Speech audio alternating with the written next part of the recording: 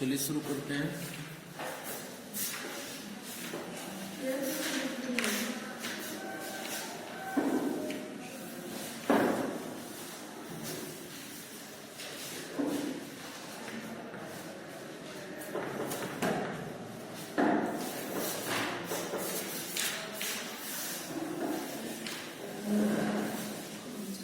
आज रिविजन करेंगे हम थ्री डायमेंशनल ज्योमेट्री को।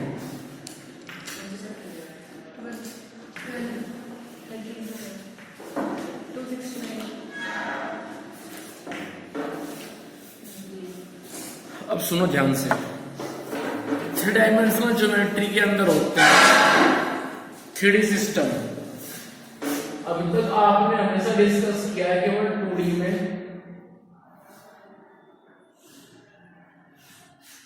जब 3D में डिस्कस करते हैं तो ये हमारे पास एक्स एक्सिस, ये वाई एक्सिस और ये जेड एक्सिस। यदि कोई पॉइंट एक्स एक्सिस पे होगा तो उसमें सिर्फ एक्स पार्ट होगा, बाकी दो जीरो होंगे। इट मींस एक्स एक्सिस पे कोई पॉइंट आपको जो मिलेगा वो इस तरह से मिलेगा कि एक्स 0 0। वाई एक्सिस पे जो पॉइंट मिलेगा वो आपको मिलेगा 0, y, 0 और जेड पे जो मिलेगा वो 0 0 z इस तरह से मिलेगा। ठीक है। अब इसके बाद में यदि आप बात करेंगे एक्स वाई प्लेन की तो वहां पे z 0 होगा। यदि आप बात करेंगे z x प्लेन की तो वहां पे y 0 होगा, और बात करेंगे y z प्लेन की तो वहां पे x 0 होता है। इसके बाद में यहाँ पे कुछ फॉर्मूले आते हैं, वही जो आपने पढ़े थे क्लास 10th में। जैसे सबसे पहला फॉर्मूला आएगा distance formula.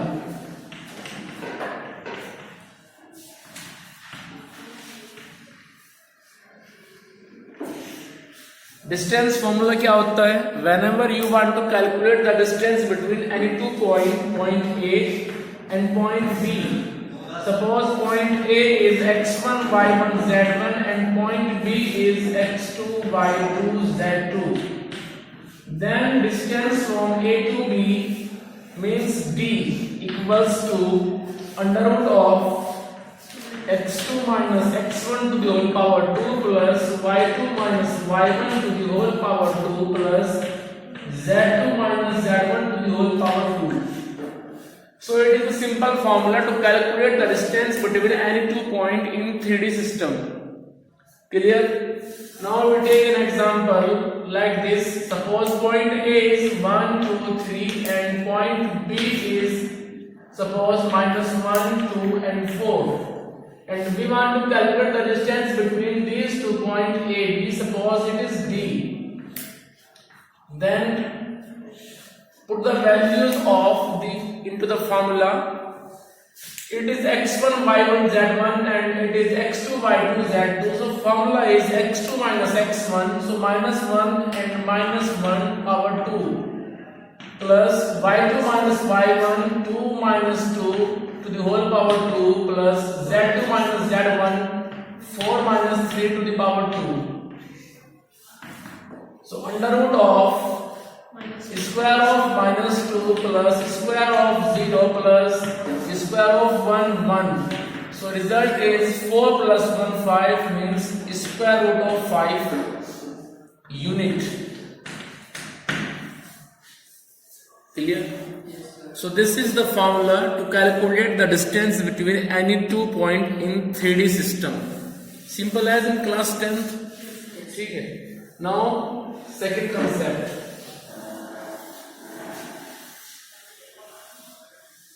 Second concept is section formula. जब क्लास 10th में इसको हम पढ़ रहे थे सेक्शन फॉर्मूले को, तो वहां पे z नहीं था और यहाँ पे z आ जाएगा। कैसे? Let us consider 2 points, point A and point B. Point A is suppose x1 y1 z1 and point B is suppose x2 y2 z2. And any point, suppose that is C. Any point C, divide this line segment from A to B in the ratio m1 ratio m2. Then we want to calculate the actual position of this point C. हमें point सी को बताना है कि point सी की position क्या होगी. तो हम एज्यूम कर लेते हैं, suppose the actual position of point C is X Y Z. Then X will be m1 x2 plus m2 x1 upon m1 plus m2. Y will be m1 y2 plus m2 y1 upon m1 plus m2. And in similar way, z equals to m1 z2 plus m2 z1 upon m1 plus m2. Now we take an example. Suppose point A is 1 4 1 and point B is 2 0 3.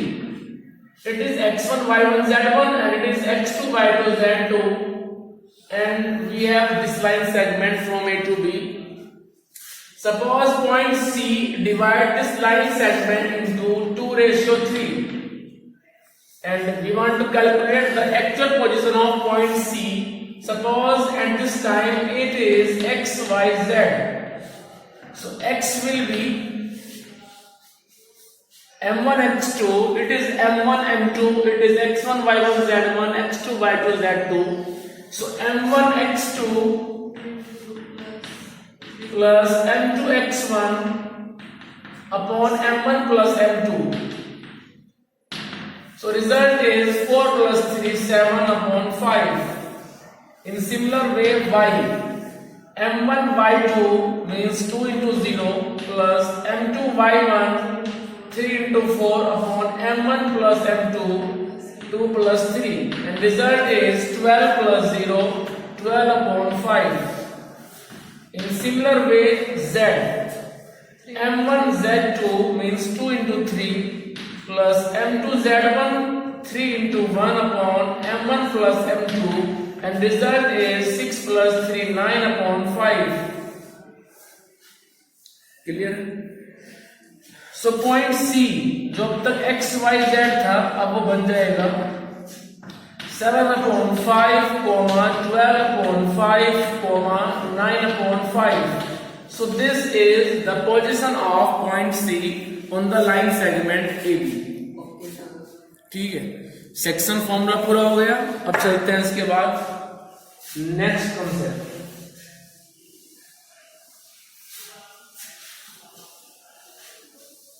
Suppose we want to calculate the midpoint of n line segment. So midpoint concept. Midpoint. Suppose we have up to point A and point B. Point A is suppose x1, y1 and z1, and point B is suppose x2, y2, z2, and we want to calculate the midpoint of this line segment AB. Suppose that is C. Simple वही है. तो C के लिए मान लेते हैं कि C की जो भी पोजीशन एक्चुअल पोजीशन है वो x y z है. Capital X, capital Y, capital Z. So x will be x1 plus x2 upon 2. Y will be y1 plus y2 upon 2, and Z will be z1 plus z2 upon 2. So in this way we can calculate easily the midpoint of any line segment. चलिए आगे इसके बाद आता है next concept, centroid. Centroid of a triangle. Suppose we have a triangle and point and the three vertex of the triangle ABC is given to you. Suppose vertex A is x1 y1 z1, vertex B is x2 y2 z2, and vertex C is x3 y3 and z3, and we want to calculate the actual position of the centroid of the triangle. So first of all, we have to study about that what is a centroid. Suppose centroid is Z. Centroid क्या होता है? Sir जो हमारे triangle circles के लिए भी ऐसा perpendicular डालते हैं जो उनकी No. मीडियन सही जा रहे हो। सर जो तीनों उससे पॉइंट से उसकी वर्टेक्स से सेम डिस्टेंस के होते हैं पॉइंट उसके अंदर ट्रायंगल के No. मीडियन देखो मीडियन का सेंट्रोइड जो होता है उसका सिर्फ रिलेशन है मीडियन से। कैसे कि ट्रायंगल की तीनों साइड के मीडियन ड्रॉ कीजिए। कैसे करेंगे आप? With the help of compass. आप निडल यहां रखिए, डिस्टेंस लीजिए आधे से अधिक, ऐसे लगाओ आर्क, फिर इधर से लगाओ आर्क, उनको ज्वाइन करो, दिस इज मीडियन। ऐसे ही स्लाइटली ड्रॉ कीजिए मीडियन, ऐसे ही स्लाइटली ड्रॉ कीजिए मीडियन। ठीक है, तो जिस पॉइंट पे वो तीनों आपस में एक दूसरे को इंटरसेक्ट करेंगे दैट विल बी सेंट्रोइड। ठीक है, so centroid is the point of intersection of three medians regarding to the three side of the triangle. ठीक है, ट्रायंगल की तीनों साइड के मीडियंस का intersection point is said to be centroid. So centroid की जो पोजीशन आएगी वो कैसे आएगी? मान लेते हैं कि जी अभी इस वक्त एक्स वाई जेड है, so X will be x1 plus x2 plus x3 upon 3. y part will be equals to y1 plus y2 plus y3 upon 3, and z part will be equals to z1 plus z2 plus z3 upon 3. So in this way we can calculate easily the point of G. Clear? चलिए concept pro हो गया। अब इसके बाद में बचता है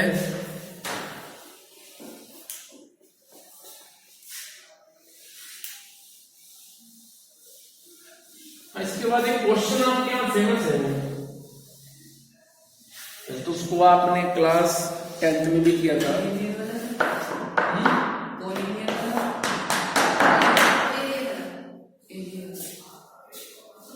नहीं, एरिया तो यहाँ पे आपके यहाँ पे नहीं है, एरिया ऑफ ट्रेन में नहीं है। इसमें क्वेश्चंस तो हम इसमें कैसे करेंगे? पैरेलल एरिया ऑफ पैरेललोग्राम वगैरह। नहीं, एरिया ऑफ पैरेललोग्राम जो दिया हुआ है वो अलग तरीके से है। देखो एक कंसेप्ट मैं आपको बता दूं, वो कंसेप्ट ये है, एक क्वेश्चन आएगा कि एक लाइन सेगमेंट है फ्रॉम ए टू बी और वो आपको ए देंगे बी देंगे। जैसे मान लीजिए कि ये हो गया 1 4 6 और बी हो गया 2 7 8, ऐसे वो आपको ए और बी देंगे। ठीक है, तो फिर क्या होगा, जैसे आपको वो ए और बी दे देंगे, वो कहेंगे कि भाई हमें ये लाइन सेगमेंट जो ए बी है ये 3 पार्ट्स में कर दिया डिवाइड, इसके हमने 3 इक्वल पार्ट्स कर दिए, ऐसा वो कहेंगे 1 2 ऐसे। तो वो पूछेंगे आपसे कि बताइए पॉइंट सी क्या है और पॉइंट डी क्या है। निकल जाएगा। ठीक है, कैसे बताओ? सर जो हमारे पास रेशियो देंगे वो जो हमारे पास रेशियो तो उनके पास क्या है, रेशियो देंगे वो आपको, मतलब 1 1 1 1। हाँ। तो सर जब हम सी निकालेंगे तो सर इधर रेशियो 2 मान लेंगे, इधर का 1 मान लेंगे, 1 रेशियो 2 हो जाएगा। जब डी निकालेंगे बस ये बात थी, सही जा रहे हो।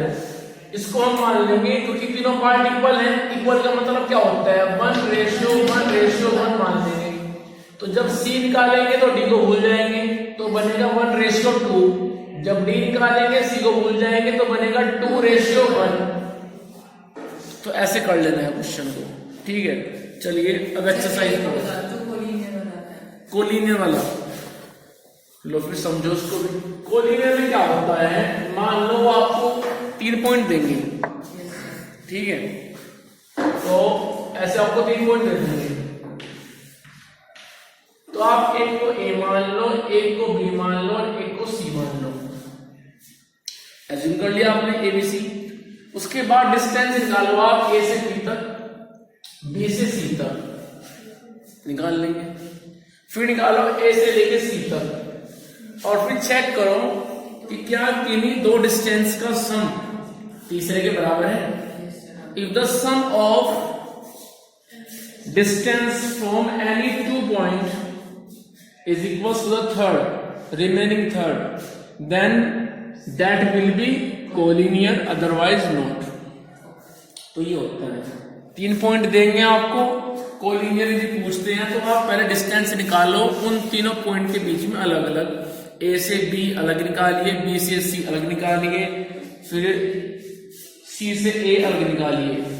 तो A B B C A C find करो और बाद में ये प्रूव कर दो कि किन्हीं दो डिस्टेंस का सम थर्ड के बराबर है, सो पॉइंट्स कोलिनियर हैं।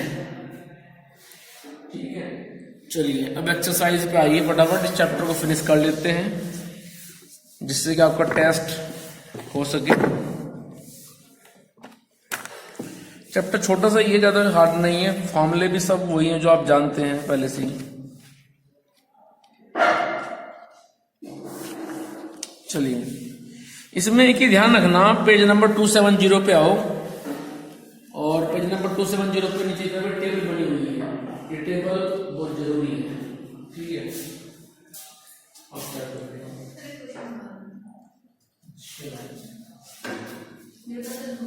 तो ये जो मेरे पास में पेज नंबर 270 टेबल बनी हुई है, इस टेबल में इन्होंने दरअसल होता क्या है मैं आपको बताऊं, 3D में होते हैं ऑक्टेंट। आप कहेंगे सर कैसे?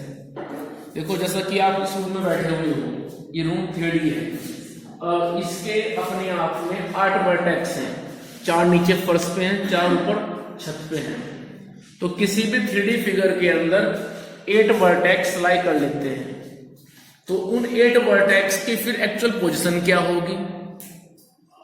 मान लीजिए कि हमारा सिस्टम है एक्स एक्सिस वाई एक्सिस, वो ये है, ये तो बन गया हमारे लिए वाई एक्सिस, ये बन गया एक्स एक्सिस, और ये बन गया जेड एक्सिस। तो बतानी पड़ेगी हमें अब इन 8 वर्टेक्स की पोजीशन, कौन पॉजिटिव कौन नेगेटिव, वो सब कुछ। ठीक है, तो इन्होंने आपके यहाँ फिगर बनाई हुई है, टेबल से ऊपर फिगर बना रखी है, ये आपके रूम की तरह से बना रखी है। तो इसके जो 8 वर्टेक्स है वो बनाएंगे अपने आप में ऑक्टेंट। तो इन्होंने फिर ये बताया है कि भाई फर्स्ट जो हमारे पास आएगा ऑक्टेंट, उसमें तीनों पॉजिटिव होंगे। जब सेकंड में जाओगे तो एक्स नेगेटिव, जब थर्ड में जाओगे तो एक्स वाई नेगेटिव, जब फोर्थ में जाओगे तो X Z positive Y negative. ठीक है भाई, ऐसे कह रहे हैं। याद करने का सिंपल सा तरीका है, देखो इसमें क्या हुआ है, शुरुआत हुई है एक्स के सामने, देखो शुरुआत हुई प्लस से, उसके बाद 2 नेगेटिव, फिर 2 पॉजिटिव, फिर 2 नेगेटिव और बाद में पॉजिटिव। जब y के सामने चले तो 2 बार पॉजिटिव, 2 बार नेगेटिव, फिर 2 बार पॉजिटिव, फिर 2 बार नेगेटिव। जब z के सामने चले तो 4 बार पॉजिटिव, 4 बार नेगेटिव। ऐसे आप इसको इजीली एग्जाम में बना सकते हो। ठीक है भाई, कौन से वाला ऑक्टेंट है, फर्स्ट सेकंड, मतलब 3D? नहीं वो आपको बताऊंगा। टेबल समझ में आ गया आपकी, टेबल याद रहेगी। अब इसके बाद आओ जरा 12.1 में आप पहले क्वेश्चन नंबर 3 देख लो। क्वेश्चन नंबर 3 में पॉइंट दिए हैं बहुत सारे और पूछ रहे हैं किस ऑक्टेंट में है। आओ जरा, पहले में 1 2 3 दिया है, आप इनकी वैल्यूज मत देखो, आप सिर्फ इनका साइन देखो। तीनों पॉजिटिव है तो जाएगा फर्स्ट ऑक्टेंट के अंदर, ये वहां से पॉजिटिव होते हैं। चलिए, उसके बाद में X positive, Y negative, Z positive second वाले पॉइंट में। तो अब चेक करो कि एक्स पॉजिटिव हो, वाई नेगेटिव हो और जेड पॉजिटिव हो। फोर्थ, तो लिख दो फोर्थ ऑक्टेंट। उसके बाद चलो अगले पॉइंट में। नेक्स्ट पॉइंट क्या है, 4 - 2 - 5, question number 3, page number 271, chapter 3D। तो थर्ड पॉइंट में X positive, Y negative, Z negative, तो वो क्या हो गया 8th ऑक्टेंट। चलिए आगे, फिर 4 2 - 5, तो सोचिए एक्स पॉजिटिव, वाई पॉजिटिव और जेड नेगेटिव। तो कौन सा सब्जेक्ट हो गया? फिफ्थ। तो ऐसे आप बता देंगे इन सबको। चलिए अब आओ क्वेश्चन नंबर 1 पे, 12.1 में वो कह रहे हैं a point is on x axis, एक पॉइंट एक्स एक्सिस पे है, तो बताओ उसमें वाई क्या होगा, जेड क्या होगा। तो सीधे लिख दो 0 0 होगी, क्योंकि एक्स एक्सिस पे सिर्फ एक्स होता है, बाकी सब 0 होते हैं। तो हम लिख देंगे कि जब कोई पॉइंट एक्स एक्सिस पे है तो उसमें वाई और जेड दोनों 0 0 होंगे। क्वेश्चन नंबर 2 पे आओ, a point in X Z plane, so what can you say about its Y coordinate. मैंने बताया था आपको अभी कि जब कोई पॉइंट एक्स जेड प्लेन पे होगा तो उसमें एक्स जेड तो होगा, वाई नहीं होगा। जब कोई पॉइंट जेड वाई प्लेन पे होगा तो उसमें जेड होगा, वाई होगा, एक्स नहीं होगा।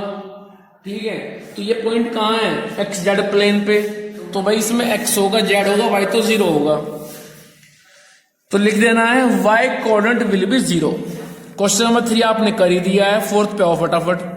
4th में कह रहे हैं fill in the blanks, X axis Y axis taken together determine a plane known as X Y plane. 2nd पे आओ, the coordinate of the plane in X Y plane are of the form, तो उसमें क्या होगा? x, y, 0। 3rd पे आओ, the coordinate plane divide the space into 8 octant, तो ये आ जाएगा 8। अब आ जाओ फटाफट 12.2 में। 12.2 में क्वेश्चन नंबर 1 दिया है, कह रहे हैं डिस्टेंस बताओ 2 पॉइंट के बीच की। तो डिस्टेंस फॉर्मूला अप्लाई कर लेना और डिस्टेंस बता देना है। उसके बाद question number 2, so that points are collinear, तो इन तीनों पॉइंट्स को आप ABC मान लीजिए और ABC एज्यूम करके आप पहले AB निकालिए, फिर BC निकालिए, फिर AC निकालिए और ये चेक कीजिए कि क्या किन्हीं 2 डिस्टेंस का सम 3rd के बराबर आ रहा है। यदि आ रहा है तो पॉइंट कोलिनियर है, वरना नहीं है। चलिए 3rd पे आओ। 3rd क्वेश्चन में कह रहे हैं कि 3 वर्टेक्स दिए हैं, वेरीफाई करो ट्रायंगल बनेगा आइसोसेलेस। अब ट्रायंगल जब बनता है आइसोसेलेस तो उसकी प्रॉपर्टी होती है कि measurement of any 2 sides are equal to each other. तो आप क्या करें, इन तीनों पॉइंट को ABC मान लो, AB निकालो, BC निकालो, AC निकालो। यदि कोई 2 बराबर आए तो बोल देना है कि ये आइसोसेलेस ट्रायंगल है, वरना नहीं है। 2nd पॉइंट पे आओ, क्वेश्चन नंबर 3 सेकंड पार्ट में कह रहे हैं कि प्रूव करो वर्टेक्स है राइट एंगल ट्रायंगल के। तो इसमें आप क्या करेंगे, आपको पता है कि राइट एंगल ट्रायंगल के अंदर अप्लाई होती है हमेशा पाइथागोरस। तो आप AB निकालिए, BC निकालिए और AC निकालिए, निकाल लेंगे। उसके बाद तीनों के स्क्वायर निकाल लो, AB का स्क्वायर, BC का स्क्वायर, AC का स्क्वायर, और फिर चेक करो क्या किन्हीं 2 के स्क्वायर का सम 3rd के बराबर है।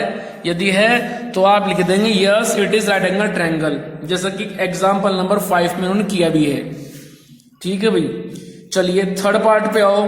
3rd पार्ट में कह रहे हैं कि 4 वर्टेक्स दे दिए हैं, प्रूव करो ये पैरेललोग्राम के वर्टेक्स हैं। हम जानते हैं पैरेललोग्राम की प्रॉपर्टी क्या होती है।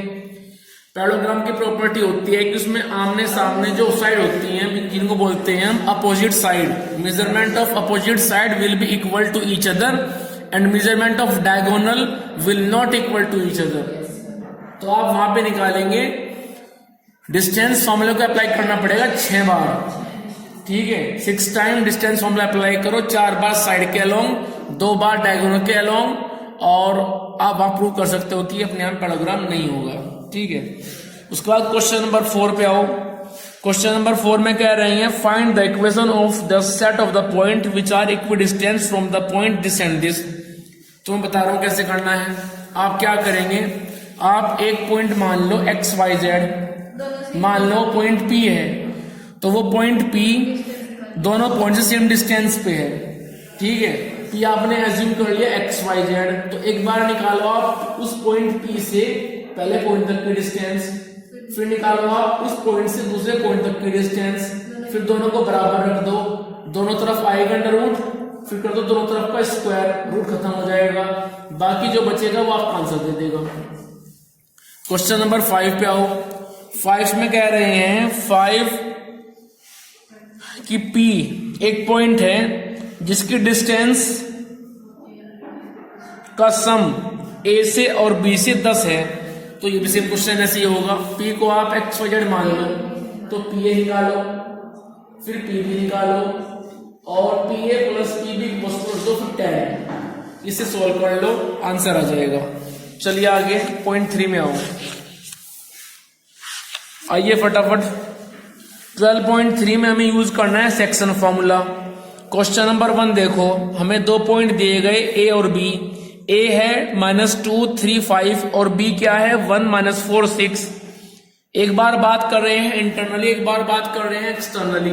तो सुन लो, जब इंटरनली होता है तो फॉर्मूले में आता है प्लस प्लस कि m1x2 plus m2x1 upon m1 plus m2। लेकिन जब बात करोगे एक्सटर्नली की तो बन जाएगा m1x2 minus m2x1 upon m1 minus m2। ठीक है, तो सिर्फ इतना फर्क आएगा। तो क्वेश्चन नंबर 1 आप कर लेंगे। जो पॉइंट दिए हैं वो बनेंगे x1 y1 z1 और x2 y2 z2। रेशियो बनेगा m1 m2। फॉर्मूला आप जानते ही हैं, रख देना है, आ जाएगा। उसके बाद क्वेश्चन नंबर 2 वो कह रहे हैं कि P Q R तीनों पॉइंट कोलिनियर हैं। खुद कह रहे हैं कि पॉइंट कोलिनियर हैं, हमें चेक नहीं करना है। Find the ratio in which Q divides the PR। उन्होंने क्या किया है, ये तीनों पॉइंट कोलिनियर है। ये पॉइंट P, ये Q, ये R। हमें P भी दिया हुआ है, Q भी दिया है, R भी दिया है।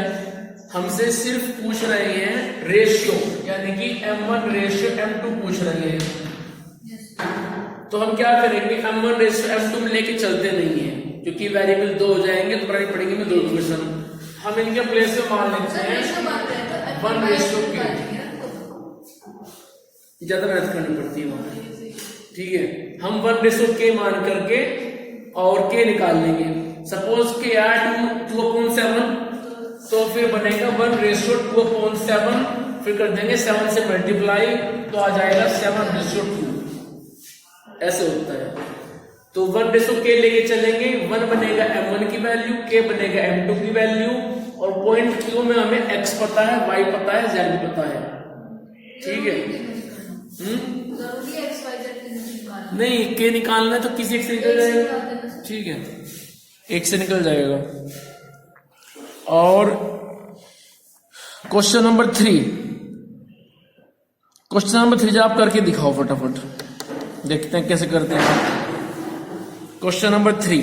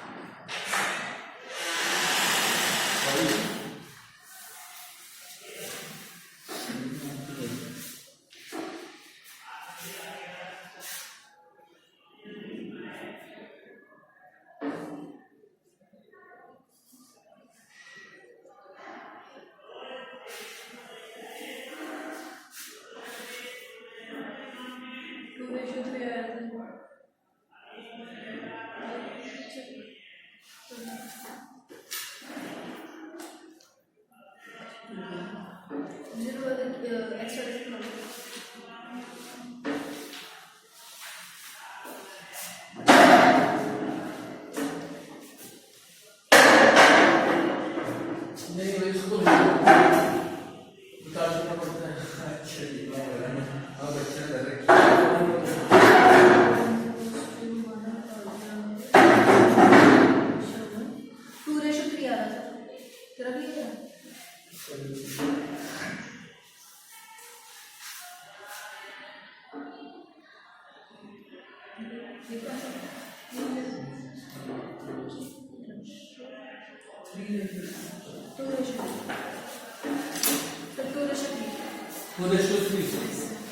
हाँ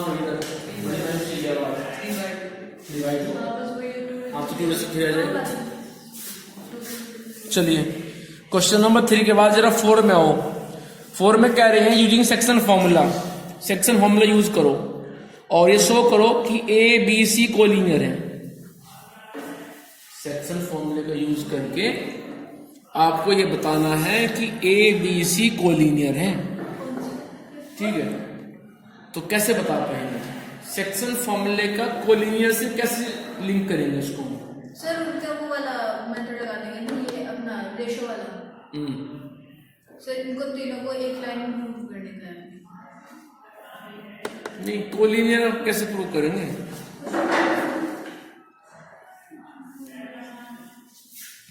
सेक्शन फॉर्मूले की हेल्प से आप कैसे प्रूव कर सकते हैं कि पॉइंट कोलिनियर है? सर रेशो देख लेंगे ना, एक बार रेशो रेशो डिवाइड कर लेंगे। बोलो बोलो। एक बार ए से बी तक का रिलेशन निकालेंगे, एक बार ए से सी तक का रिलेशन निकालेंगे। उससे क्या होगा?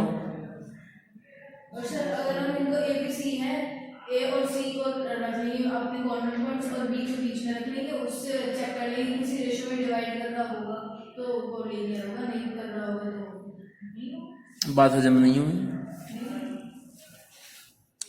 ये सेम एज एग्जाम्पल नंबर 8।